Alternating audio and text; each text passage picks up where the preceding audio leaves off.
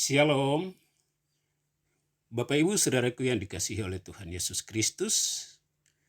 Pembacaan firman Tuhan di hari ini terdapat dalam kitab Ulangan pasal 31 ayat 1 sampai 8. Saya akan membacakan ayatnya yang ke-6 sampai dengan ayat yang ke-8 yang merupakan perintah dan kesimpulan dari alur cerita perjalanan bangsa Israel menuju Kanaan. Firman Tuhan, kuatkan dan teguhkanlah hatimu, janganlah takut dan jangan gemetar karena mereka. Sebab Tuhan Allahmu, Dialah yang berjalan menyertai engkau.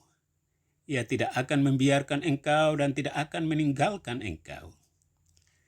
Lalu Musa memanggil Yosua dan berkata kepadanya di depan seluruh orang Israel, kuatkan dan teguhkanlah hatimu, sebab engkau akan masuk bersama-sama dengan bangsa ini ke negeri yang dijanjikan Tuhan dengan sumpah kepada nenek moyang mereka untuk memberikannya kepada mereka. Dan engkau akan memimpin mereka sampai mereka memilikinya. Sebab Tuhan, Dia sendiri akan berjalan di depanmu. Dia sendiri akan menyertai engkau. Dia tidak akan membiarkan engkau dan tidak akan meninggalkan engkau. Janganlah takut dan janganlah patah hati. Demikian pembacaan firman Tuhan dengan tema mengatasi masalah. Bapak Ibu Saudaraku yang dikasihi oleh Tuhan Yesus Kristus, perjalanan hidup seseorang atau komunitas manusia pada masa lampau dapat mempengaruhi kehidupan yang sedang dijalani pada masa sekarang. Demikian juga kehidupan yang sedang dijalani oleh seseorang atau komunitas manusia pada zaman sekarang dapat berdampak pada waktu yang akan datang, baik yang bersifat positif maupun negatif. Tergantung bagaimana mengolah apa yang terkandung di dalam hati dan pikiran. Bapak Ibu Saudaraku yang diberkati oleh Tuhan Yesus Kristus, Musa adalah tokoh Alkitab yang berperan penting dalam mengatasi masalah atau persoalan-persoalan yang dihadapi bangsa Israel sejak keluar dari Mesir menuju Kanaan. Apa peran Musa mengatasi persoalan-persoalan yang dihadapi bangsa Israel? Pembacaan kita hari ini Ulangan pasal 31 ayat 1 sampai 8 berisi dua peran Musa mengatasi masalah yang dihadapi bangsa Israel yang dapat menjadi tolak ukur bagi para pemimpin gereja dan orang tua untuk menyesuaikan diri dengan maksud dan kehendak Tuhan. Peran Musa yang pertama adalah Musa mencegah bangsa Israel yang berniat kembali ke Mesir. Bapak Ibu Saudaraku yang dikasihi oleh Tuhan Yesus Kristus, walaupun Musa tidak diizinkan Tuhan untuk membawa bangsa Israel memasuki tanah Kanaan, karena ia telah berumur 120 tahun dan tidak dapat bergiat lagi.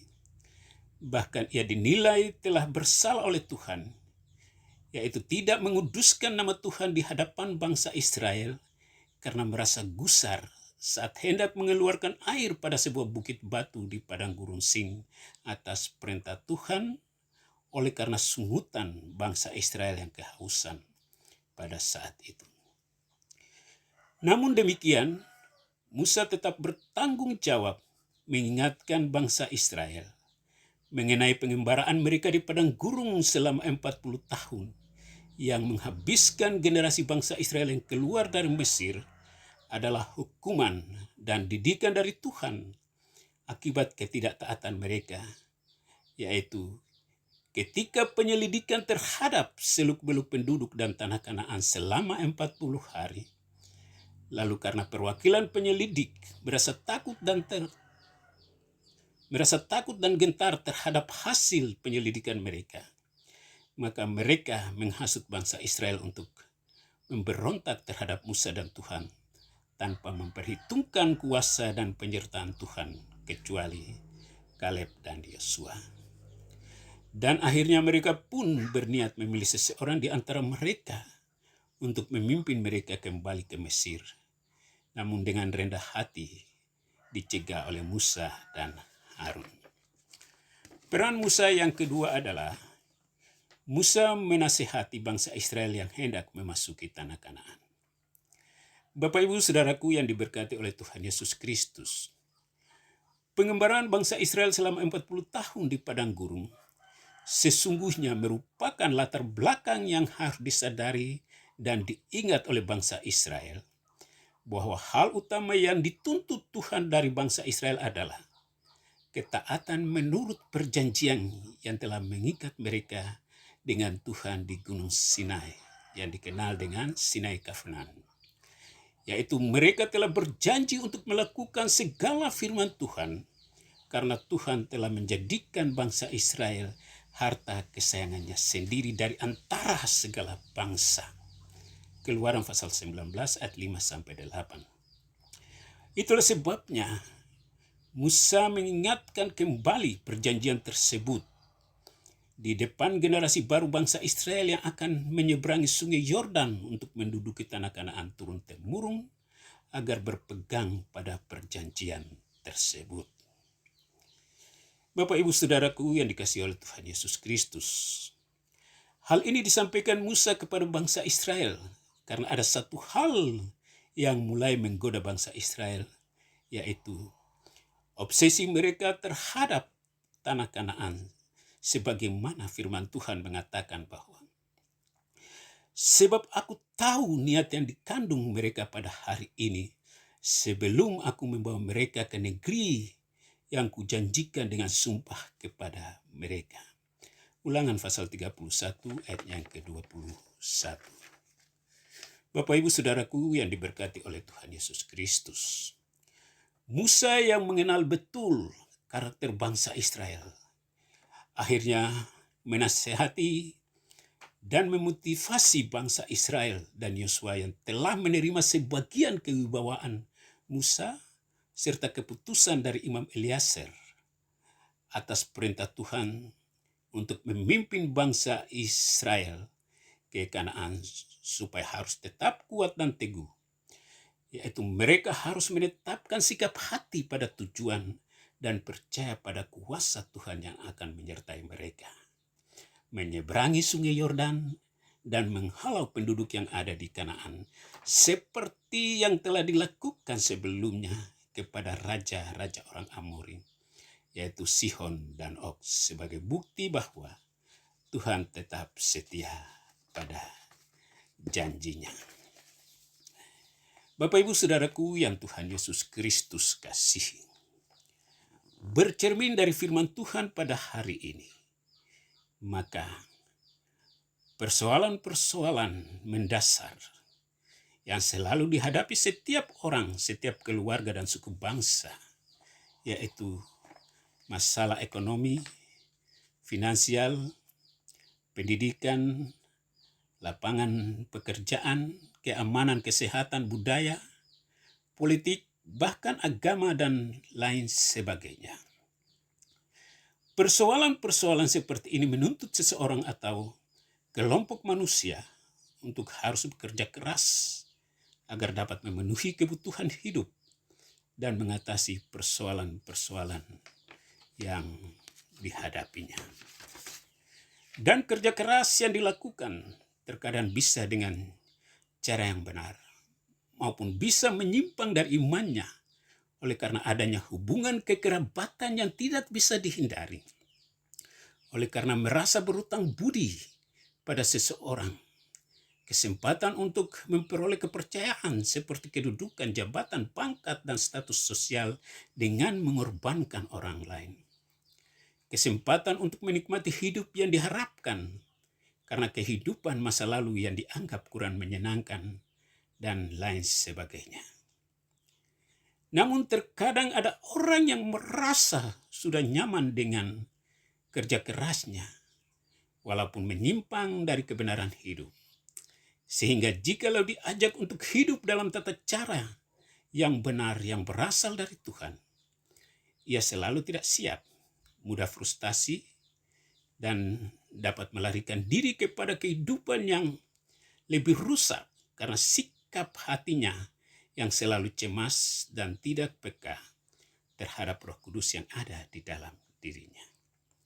Demikian juga ada orang yang berpeluang untuk memperoleh ekspektasinya atau harapan dan cita-citanya, maka ia akan terobsesi dengan peluang yang ada, sehingga muncul rancangan dalam dirinya yang kemudian hari, kalau tidak dikendalikan dengan baik dan benar, maka akan mencelakakan dirinya sendiri. Itulah sebabnya diperlukan orang atau lembaga yang dalam konteks ini, yaitu gereja, yang telah diberi amanat oleh Tuhan Yesus Kristus untuk berperan aktif mengatasi masalah-masalah umatnya, terutama kesibukannya agar tidak mengabaikan persekutuan dengan Tuhan.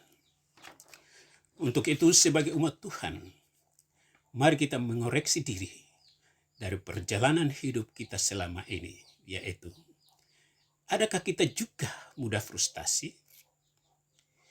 Adakah kita juga sering terobsesi dengan masa depan atau suatu tempat dan situasi untuk memuaskan hati dan pikiran kita?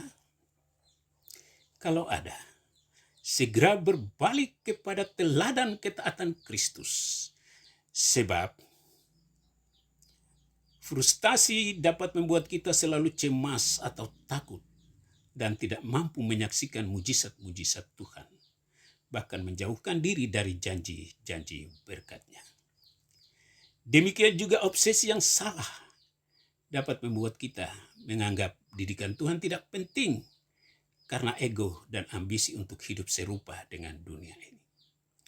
Namun satu hal harus diingat dan diimani, bahwa kita telah ditebus Tuhan dari perbudakan dosa kita, sehingga segala bentuk kehidupan kita harus diuji oleh firman Tuhan dan taat melakukannya.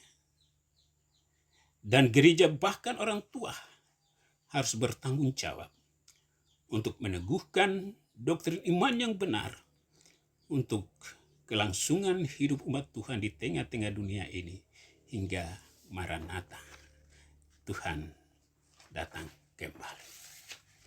Bapak Ibu Saudaraku yang dikasihi oleh Tuhan Yesus Kristus, orang yang mudah frustasi adalah orang yang lebih mengasihi kehidupan duniawi daripada bersandar kepada kuasa dan penyertaan Tuhan. Obsesi yang salah pada seseorang atau komunitas manusia terjadi karena bercermin pada dunia sekitar, lalu memaksakan kehendak dan mengabaikan didikan Tuhan. Kehadiran gereja adalah untuk mengatasi masalah-masalah umat Tuhan dan meneguhkan umat Tuhan untuk hidup dalam iman dan ketaatan kepada Kristus yang adalah jalan kebenaran dan hidup. Tuhan Yesus memberkati. Mari kita berdoa. Bapa yang Maha Kudus, terima kasih untuk firman-Mu hari ini. Kuatkan dan teguhkan hati dan iman percaya kami, supaya kami terus berjalan dalam tuntunan dan kebenaran firman-Mu. Dalam nama Tuhan Yesus kami berdoa. Amin. Shalom.